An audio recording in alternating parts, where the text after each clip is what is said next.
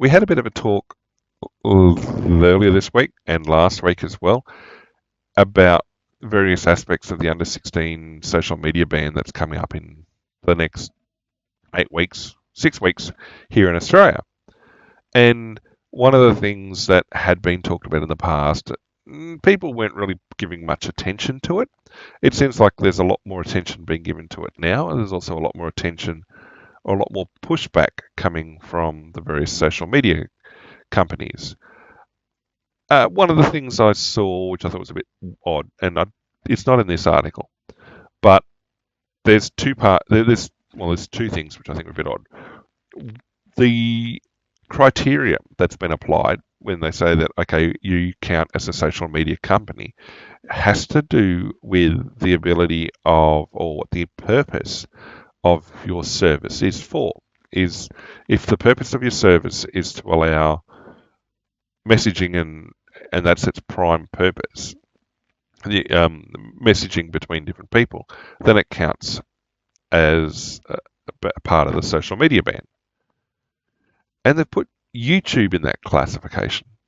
I'm like, well, I always thought YouTube's primary purpose was to host videos and ads, but to host videos and show them that. The comment chains are, well, a secondary aspect. The main reason for YouTube being YouTube is video hosting. But they're being targeted as a social media company, presumably because of the comments.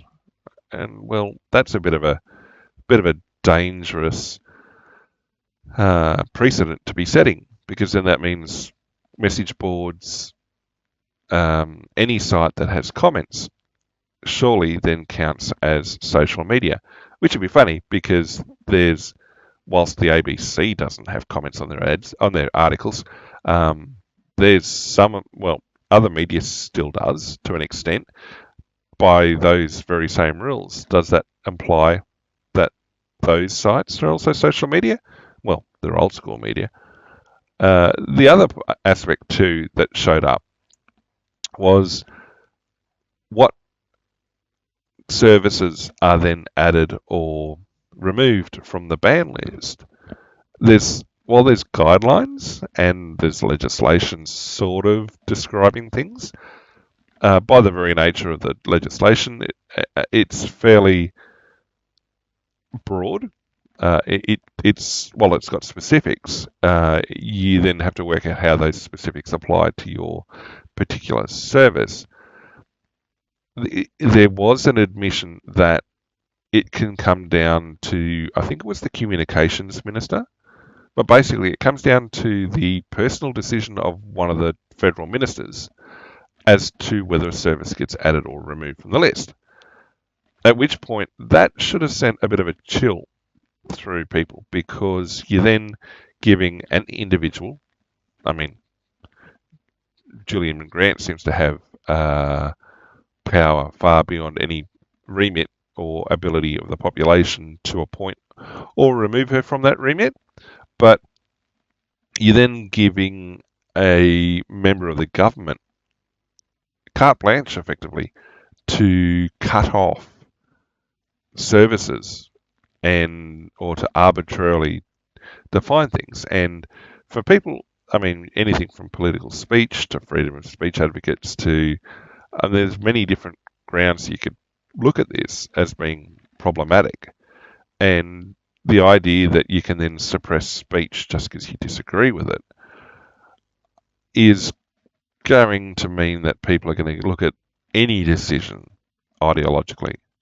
And that sort of thing is a bit concerning. And some people have pointed out as well, hey, look at what's happened in places like Nepal and Madagascar, where they've attempted to ban or severely limit social media sites and content.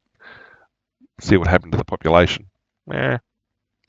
So the article here, though, is talking about whether Roblox is going to be included or not.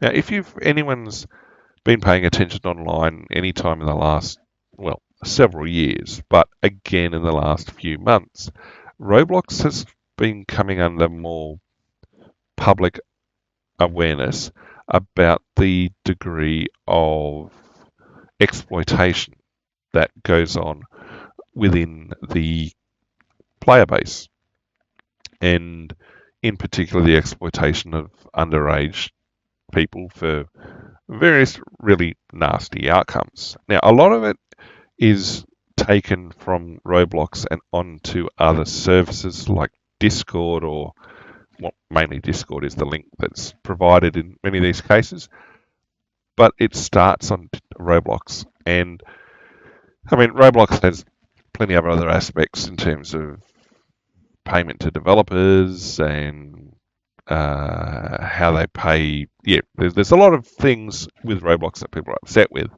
But if we're going to just focus on the communication aspect, the weird thing is that the e-safety commissioner here seems to be taking the position, oh no, they're an online gaming service. No, they're fine. And it's like looking at just a broad brush look at the what's going on out there in the broader world. People are upset at Roblox for inadequate moderation and for the predators that, well, roam its service and exploitation and everything else. Yet they do say the same thing about Discord, I guess. Yet in all the complaining people have about X/Twitter or even Facebook, you don't, or Insta and other services Meta provides, or even on YouTube, you don't tend to hear that as well. I mean, those things still do exist, but doesn't seem to be to the same sort of extent that Roblox is accused of. And, well, ABC didn't reveal that. It was done by people online. Now, there will be an announcement coming out. Now, this was from the 14th, so a few days ago. So perhaps by the end of the week, we'll see a new list come out as to the additional services added or not added. The statement here of, oh yeah, we've taken Roblox to task. No, you haven't. Roblox is busy denying things online, and they don't care what the Australian E-Safety Commissioner says. They're not based in Australia. Well, Roblox isn't. But yeah, warn the online gaming platform may not be included in the upcoming social media ban. Well, it wasn't. The ABC were following everybody else's lead on it, so they're a bit late to the party as well. And it's fair enough. I mean, I agree with the parents saying, look, if you're going to come out and ban these other services, please ban Roblox. It's not safe for kids. And so, well, what I was just saying before, the law only allows the ban to target platforms whose sole or significant purpose is social interaction. So how does YouTube meet that criteria? I mean, it's not what YouTube was created for, and so I don't understand. I mean, and that's the other thing too. So I haven't heard of, say, Twitch or Kick or Rumble or Odyssey or any number of these other similar type services being focused on like this. Now, it may appear when we get the list at the end of the month or the end of the week that that's the case. Maybe they're going, well, they're only going after a handful of sites right now. But if you're talking about the purpose being social interaction, all right, okay, if we're going to assume the reason for YouTube being targeted like this is live streaming on YouTube, then any live streaming service would be considered vulnerable in the same way. Twitch.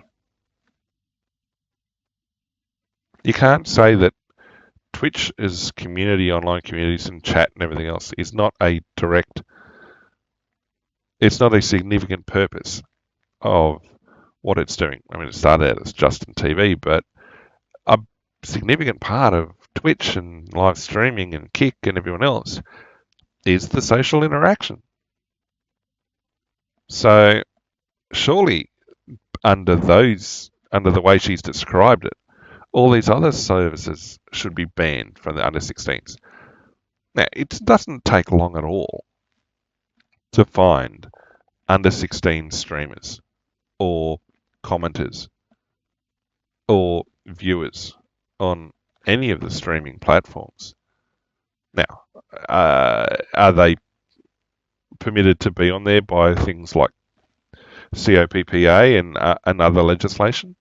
Well, some of them no, but it's it almost feels like it's agenda driven, and that the suspicion about the e-safety commissioner's role is that it is being used to strike down or to target services and platforms and content that isn't being done even-handedly. Now, if it was done even-handedly, I think people have a lot less of an issue with it. Not the fact that content's being precluded from being seen. They'd find, I think, more bipartisan rejection or acceptance of what's going on. Whereas the way it's going on here, it clearly opens the doors to suggesting that it is agenda driven and potentially even ideologically driven.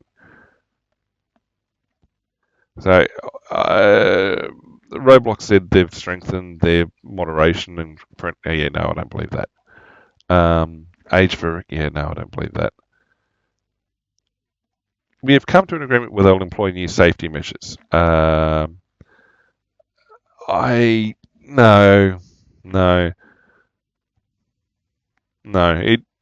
I guess it's a feeling that the e-safety commissioner thinks that they've gained some power. Roblox have failed repeatedly previously to address these sort of issues, and I don't think Australia has the leverage to force Roblox to do any of this sort of stuff. And yeah, they're going to do facial estimates. No. The changes are not part of the social media ban. Yeah, existing regulatory powers. Again, I don't think Roblox are doing this because of Australia.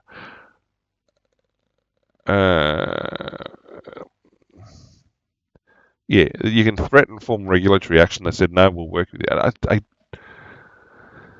I know the ACCC, Australian Consumer Competition, Consumer. I can't forget what the exact label is, but the ACCC tends to stand up for the rights of Australian consumers against vendors and suppliers and everything else. They are very good for enforcing the rights of consumers, and Australia has some very good consumer rights protection laws. The ACCC was responsible for Valve finally allowing for refunds, in part because I think they can't remember if they did take them to court or just threatened to take them to court. But under Australian law, consumers are entitled to a refund for goods that are not as delivered, not fit for purpose. And as a result, Valve changed their policy and eventually introduced refund policies to more of the world. So the ACCC, the Australian side of things, certainly has the ability to influence and lead to changes internationally. Whether or not the e-safety commissioner has that level of influence, I don't think so at the moment. I don't believe so. Given the focus and the attention Roblox is already under for what's happened in the past, yeah, it's an easy compliance for them to say to fob off Australia and say, oh yeah, no, we're working on that, we're fixing that. Not because Australia asked, but yeah. Anyway,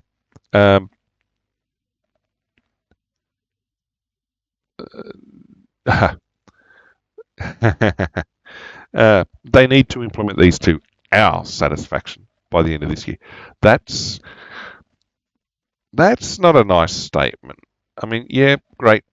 Roblox needs to tighten their restrictions on things and be much better at their moderation and everything else. That's not uniquely an Australian concern, but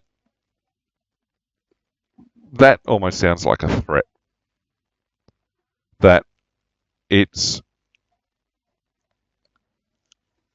not being done in terms of partnership with the industry or anything like that. It's coming down as a do it or else. It's very authoritarian, and yeah, I think people should be a little bit concerned about how that's been put forward. Um, so only 6 platforms at the moment currently set for being targeted: Snapchat, Insta, Facebook, TikTok, Twitter/X, and YouTube. So two, well, Facebook and Insta. Again, some of these things, I yeah, the given that it's due out in December, the fact that we don't have clear guidance on who, what, where, and when. Well, we know when, but we don't know who's going to be included and the exact criteria. Oh, and even now, so we're in October. It's less than 2 months away. I struggle with that, and also the statements that then come up as to why someone should or shouldn't be part of it. That's yeah. Like, we don't know. We don't need to continue. Obviously, companies don't believe they should be included in the bans. They're primarily, they say, "Oh, we're an immersive gaming platform, not a social media platform." I don't know that. It's yeah. It's a struggle.